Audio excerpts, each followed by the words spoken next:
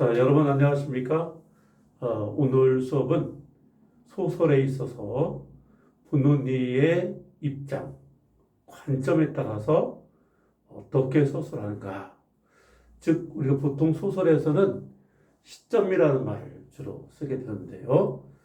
그 부분에 대해서 찬찬히 알아보고자 합니다. 우리가 보통 이 시점이라는 것은 어떤 개념을 가지고 있을까요? 시점은 소설 속에서 작중 인물 어떤 현실이 있습니다. 그 작중 현실을 누가 어떤 각도로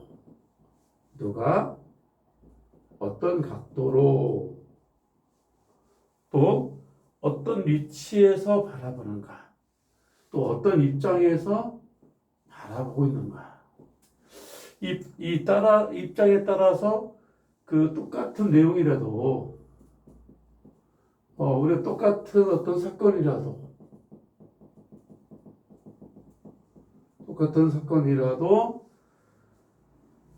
다르게 판단이 된다는 거야. 다르게 판단이 된다. 자, 이렇게 판단이 되듯이 시점은 결국 주제와 또 어떤 인물의 성격이나 또 어떤 미적 효과, 소설이나 시든 어디든 미적 효과란 말을 쓰는데 이런 것들을 다르게 할 수가 있어요. 그래서 어떤 위치와 어떤 각도로 바라보냐에 따라 달라진다. 보통 그 시점은 몇 가지가 될까요? 네 가지로 보통 나눠지겠죠. 자, 그 부분을 우리가 한번 살펴보기로 합니다. 우선 좌표를 한번 나눠보면 요거는 서술자가 사건 안에 있느냐 사건 바깥에 있느냐 이렇게 나눠지고요. 그 안에 있으면 우리가 서술자 안에 있으면 뭘까요? 그렇죠. 1인칭 시점입니다. 사건 안에서 소설에 가기 때문에 1인칭 소설이다 이렇게 말할 수 있고, 사건 바깥에 있으면 몇 인칭이라고 볼 수 있을까요? 3인칭이다라고 얘기할 수 있습니다. 3인칭. 자, 그 다음에 요 등분이 있겠죠. 요 등분은 뭘까요? 요 등분은 보통 우리가 소설 이야기할 때 T 방법과 S 방법을 보통 얘기해요. T라는 거는 보통 영어의 텔링 방법. 텔링이 뭐예요? 말하기라고 하죠. 말하기. 그럼 서술자가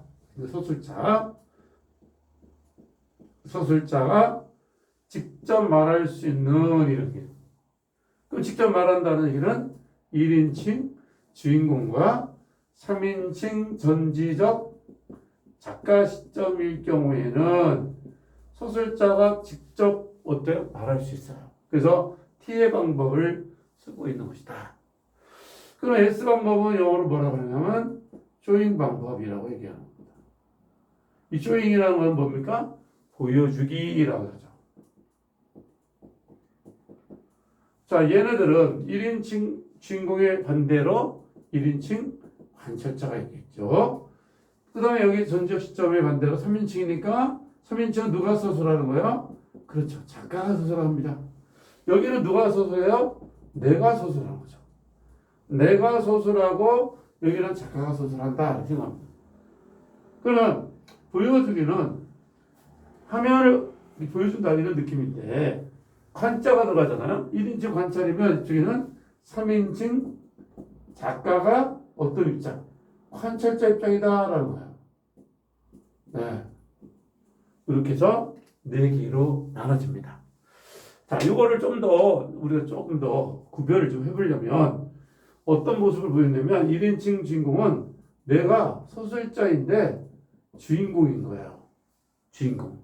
따라서 나의 내면 세계를 직접 말할 수 있는 이런 성질을 지니고 있을 때 우리 뭐라고 한다? 1인칭 주인공이다.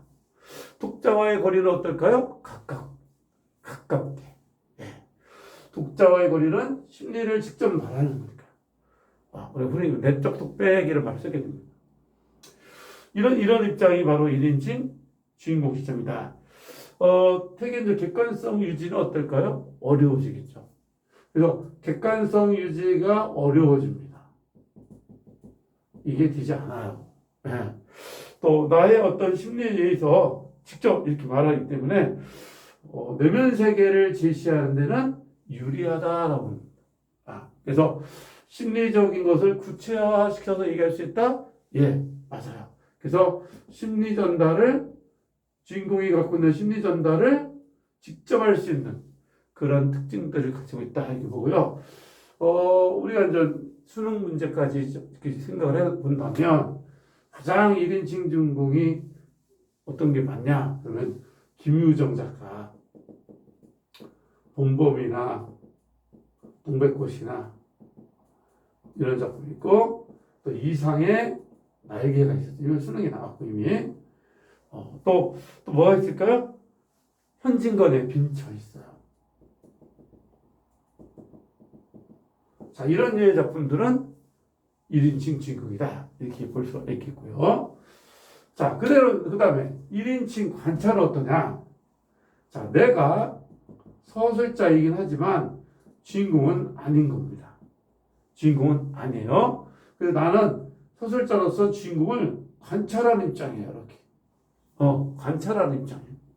그러다 보면 소설에 있어도 어떨까요? 최악이 있을 수밖에 없겠죠. 그래서 주인이 어떤 내면 세계가 숨겨질 수밖에 없어요. 그래서 약간 긴장감이 이렇게 만들어지는 이런 효과를 낼 수 있겠다. 나의 눈에 의해서 비춰지기 때문에 내가 세계를 바라보기 때문에 뭐가 있을까요? 제한이 있습니다. 그래서 어떤 세계를 바라보는 제한이 있는 이런 제한이 많은 그런 시점이다라고 이야기를 하는 것이 1인칭 관찰자고 특히나 서술자를 만약에 어린아이나 좀 미성숙한 이런 아이를 내세우는 경우가 많이 있습니다. 대표적으로 주유섭에 사랑손님과 어머니 있었잖아요. 이런 경우 6살 난 우키 눈으로 바라보니까 신빙성 없는 화자를 설정하고 있다. 또 그 외에 수능에도 나올 수 있는 김원일의 어둠의 혼이라는 소설이 있어요. 이 소설도 1인칭 관찰자 시점이다. 이렇게 볼 수 있겠고 우리 교과 과정에 또 김동인의 화랑의 후예가 있어요. 화랑의 후예도 눈여겨봐야 되는데 이 작품도 1인칭 관찰자 시점이다. 이렇게 볼 수 있겠고 또 김동인의 또 뭐 붉은 산 이거 김동리네 죄송합니다. 김동리고 김동리와 김동인 헷갈려. 그 다음에 김동인의 붉은 산 이런 류의 작품들은 내가 이제 그 사기라는 정익호라는 인물을 이렇게 서술하기 때문에 1인칭 관찰자 시점이다. 이렇게 볼 수가 있겠습니다. 아까도 얘기했지만 제한되어 있는 이런 성격이 있다. 그 다음에 우리가 이제 3인칭 전지적 시점은 어떤가? 자, 우선 전지라는 거는 모든 걸 알고 있는 거예요. 이 전지라는 단어가 모든 걸 알고 있는 거예요. 전자가 모든 전자고 지자가 알지자입니다.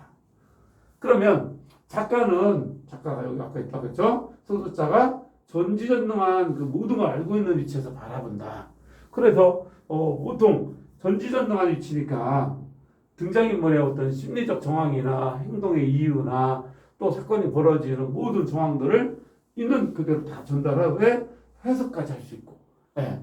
그래서 심리 상태나 행동의 동기, 감정적 상황, 사건의 정황 모든 것들을 그래서 인물과 또 인물을 둘러싸고 있는 모든 사건과 이런 전체적인 것들을 서술자가 전지전능한 위치에서 서술하고 있다. 이것이 바로 3인칭 전적 시점이다. 보통 작가의 어떤 사상이나 가치관을 직접 전달할 수 있는. 되게 고전 소설은 이게 되게 많죠. 그죠? 이런 것들이 많고 우리 교과 과정에서는 보통 현진건의 운수 좋은 날.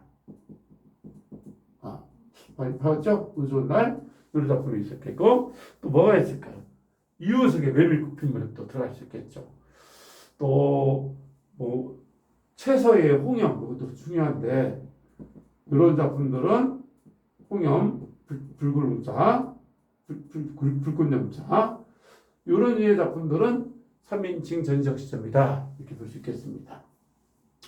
자, 이제 마지막으로 전지를 이제 뛰어넘어서 작가가 관찰자. 이 사람은 마치 카메라를 메고 있는 것 같아. 그러니까 이렇다 저렇다 해설이 없어. 마치 그냥 찍어서 있는 대로만 보여주는 그런 위치가 작가 관찰자인데, 여기는 말 그대로 관찰자 위치예요. 관찰자 입장. 다른 거 없이 관찰하는 위치. 그래서 일체의 해설이나 평가를 부여하지 않습니다. 해설과 평가를 하자. 그래서 쉬운 말로 객관적 태도를 보이는 이런 입장이 바로 3인칭 작가 관찰자 시점이다. 대개 좀 오늘날 소설들에서 대개 어떤 사실을 전달할 때 이게 유리하고요. 위에 것은 작가의 사상과 가치관을 가지고 전달할 때 쓴다.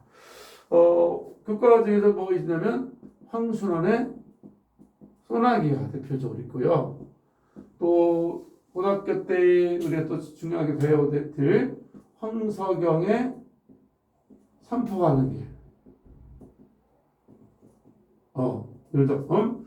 김유정 작품에서는 뭐 만무방 정도가 약간 섞여 있는데, 그런 작품들이 약간 작가 관찰자 시점 정도 이렇게 나온다라고 보겠습니다. 요 시점 네 가지를 이제 잘 구별해 보시고요. 요거를 이제 소설 속에서 직접 읽으면서 어떤 부분 때문에 이거를 관찰하고 어떤 부분 때문에 왜 전지를 할까? 되게 한 소설에 하나만 나오는 경우도 있지만 섞여 있는 경우도 있어요. 여러 가지 또 시점이 이동하는 경우도 있는데, 가령 오상원의 유해라는 소설이 있거든요. 이 유해라는 소설은 전지적 시점에서 그룹 나올 때는 전지야. 근데 나로 나올 때가 있어, 나로 나오게 되면, 그렇죠, 1인칭 주인공 시점이 되는 이런 특징이 있어요. 그럼 이런 경우는 시점이 이동되는 거죠. 만약에 여기서 1, 2 가면 뭐가 돼요? 사건을 객관화시킨 거죠. 3인칭을 가면. 근데 만약에 1인칭을 바꾸면 뭐가 돼요?